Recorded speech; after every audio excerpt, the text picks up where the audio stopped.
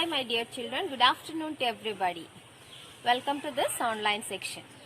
You know that in the previous module we completed the lesson Force and Laws of Motion. I hope you all completed the notes. If you have any doubt regarding the notes, today I will upload the notes of this lesson in the parent guide. So please go through the notes and clear it. Okay.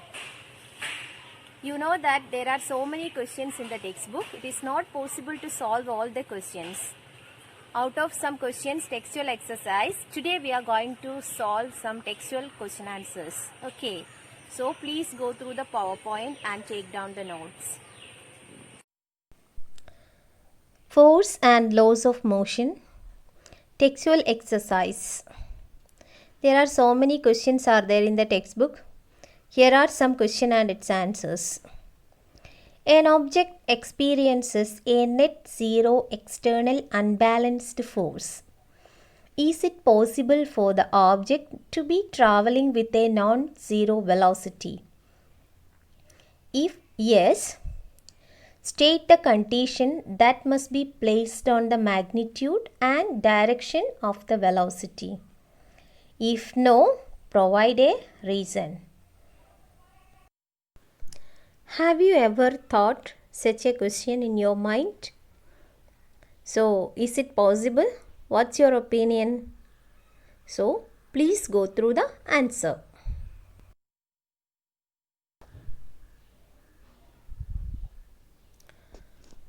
What is the answer? No? Yes. When an object experiences a net zero external unbalanced force, it is possible for the object to be traveling with a non-zero velocity. This can happen under the following situations. A. The object should already be traveling with a uniform speed in a straight line path. B. There should be no change in the magnitude of speed. C. There should be no change in the direction of motion. Then D. The friction between the object and ground must be zero. Then E. The air resistance on the moving object must be zero. Then see the next question. When a carpet is beaten with a stick, dust comes out of it. Explain.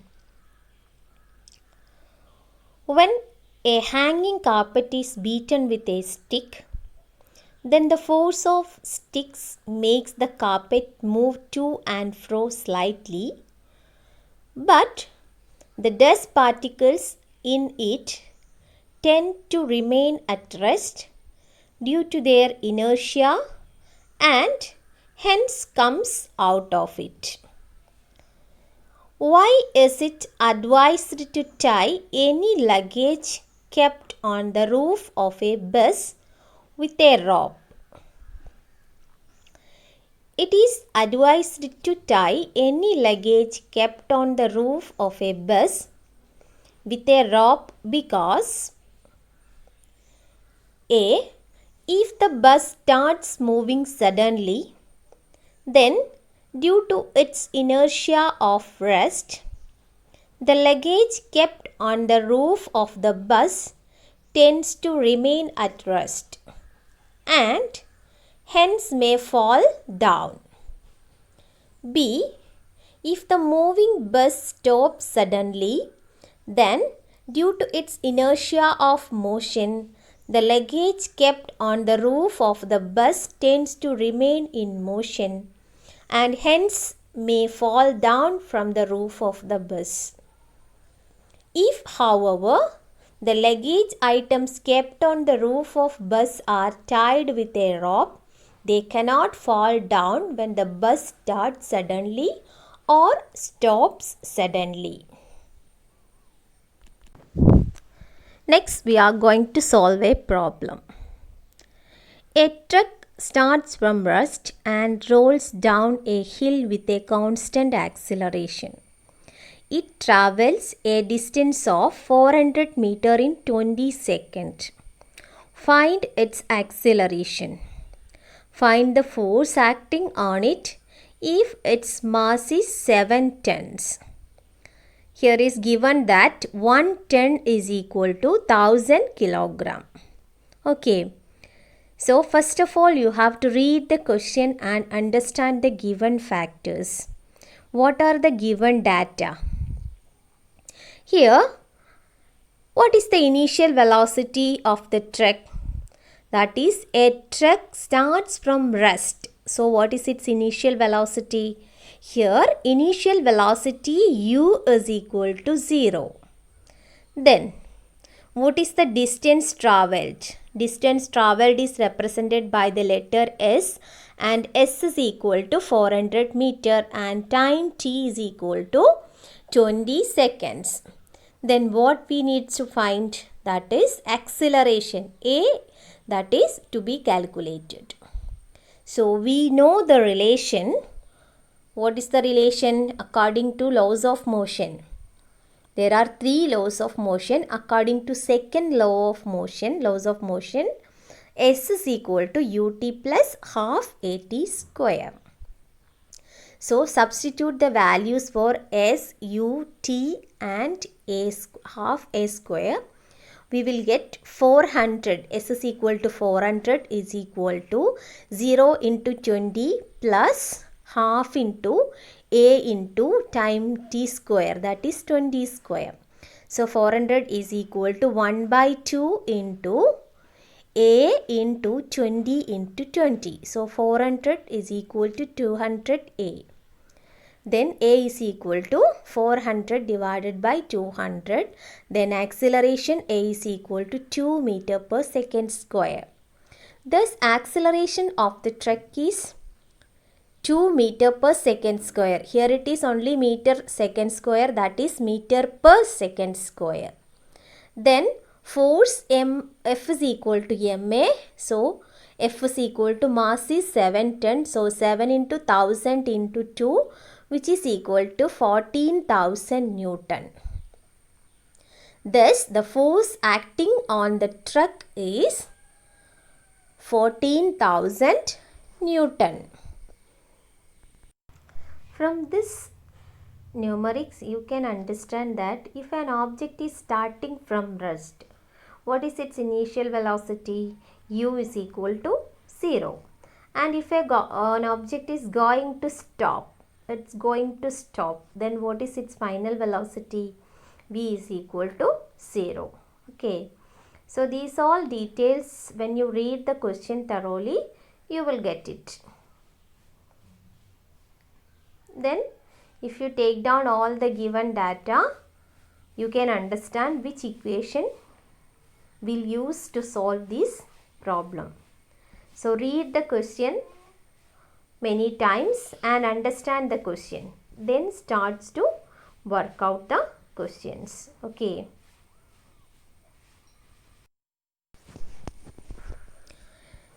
Here is the next question.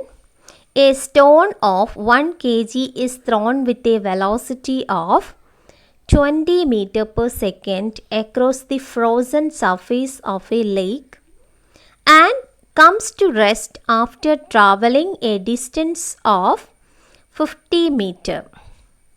What is the force of friction between the stone and ice?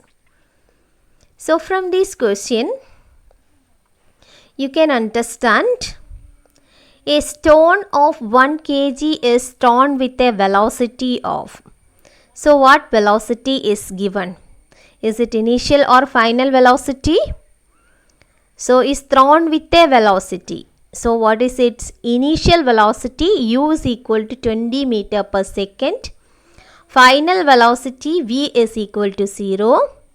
Then acceleration is to be calculated. Given that S is equal to 50 meter.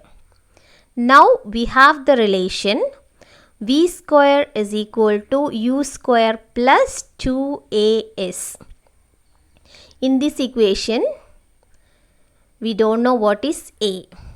So substitute all the values. We will get 0 square is equal to 20 square plus 2 into a into 50, 2as, okay, which is equal to 0 is equal to 400 plus 100a. That is 2 into 50 is equal to 100, 100 into a, 100a.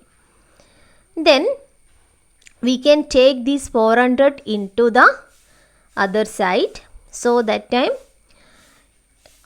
100a is equal to minus 400 plus 400. When it goes to that side, what will happen? It becomes minus. Then a is equal to minus 400 divided by 100. A is equal to minus 4 meter per second square. F is equal to ma, but m is equal to 1 kg. Then F is equal to 1 into minus 4, which is equal to minus 4 Newton. Thus, the force of friction between the stone and ice is 4 Newton. The negative sign shows that this force opposes the motion of the stone. Next, a 8000 kilogram engine pulls a train of 5 wagons, each of 2000 kilogram, along a horizontal track.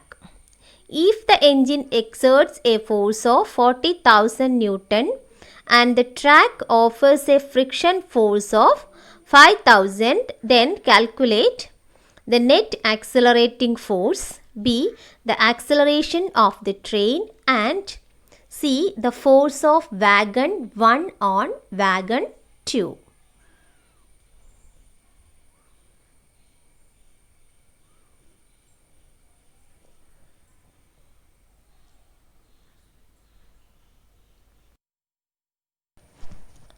Here you can see from this diagram, the engine pulls 5 wagons. So the weight or mass of engine is equal to 8000 kilogram. Wagon 1 is equal to 1, 2, 3, 4, 5, which is equal to 2000 kilogram each. Then net accelerating force. Here force exerted by the engine is equal to 40,000 Newton. Friction offered by the track is equal to 5,000 Newton. Then the net accelerating force is equal to force of engine minus force of friction. That is 40,000 Newton minus 5,000 Newton. So the net accelerating force is equal to 35,000 Newton. Then we have to find out the acceleration of the train. Let A be the acceleration of the train.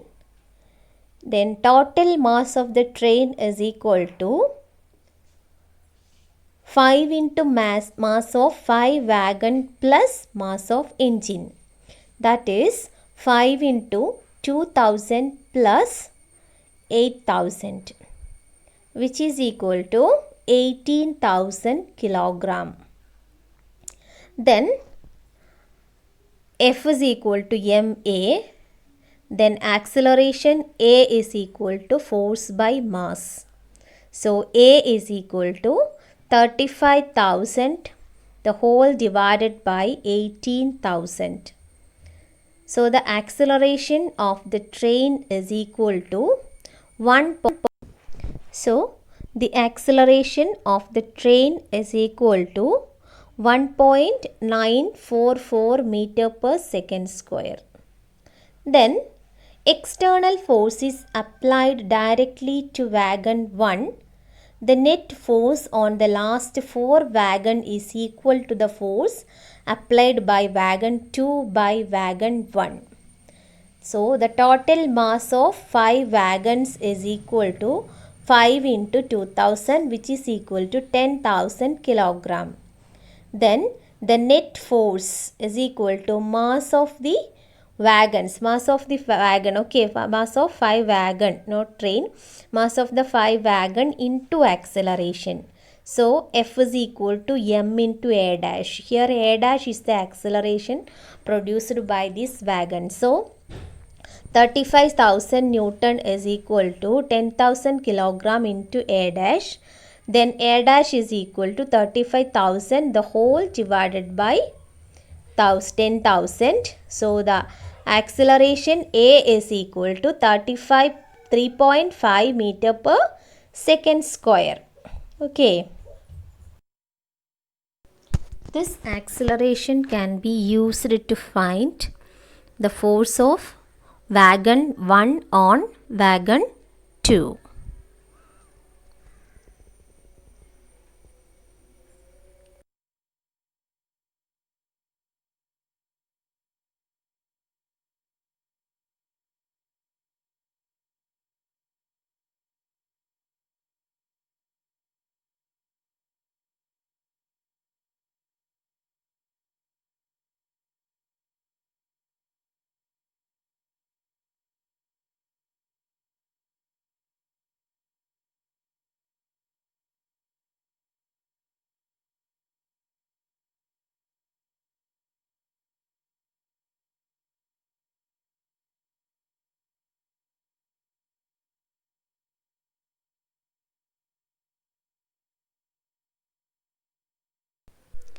There are only 4 wagons behind the wagon 1.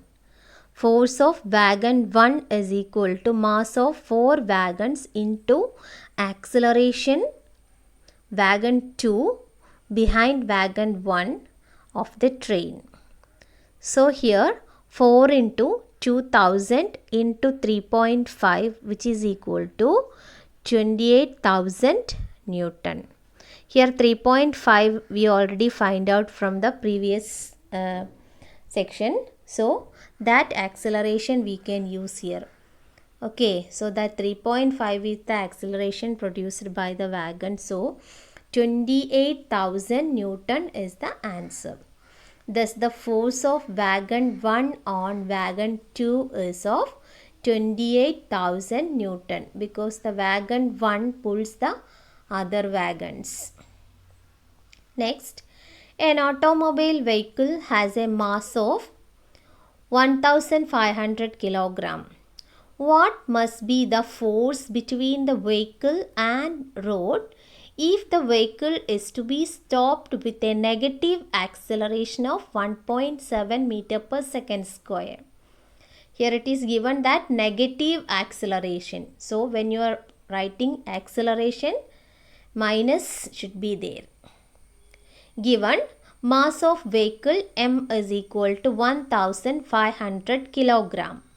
Acceleration A is equal to minus 1.7 meter per second square. Then we have the relation F is equal to m into A. So F is equal to 1500 kilogram into minus 1.7 meter per second square. So F is equal to minus 2550 Newton. Thus the force between the vehicle and the road is 2550 Newton. The negative sign of the force shows that the force acts in a direction opposite to the direction of motion of the vehicle.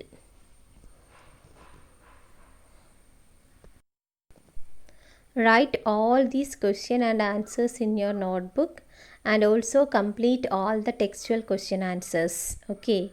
So here is the worksheet questions, that is complete the question answers from question number 9 to 18. Okay.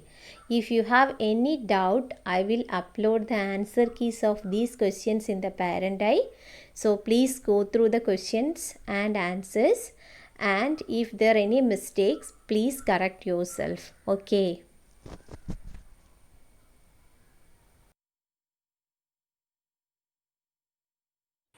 So dear children, complete the notes, study well. Thank you. Have a nice day.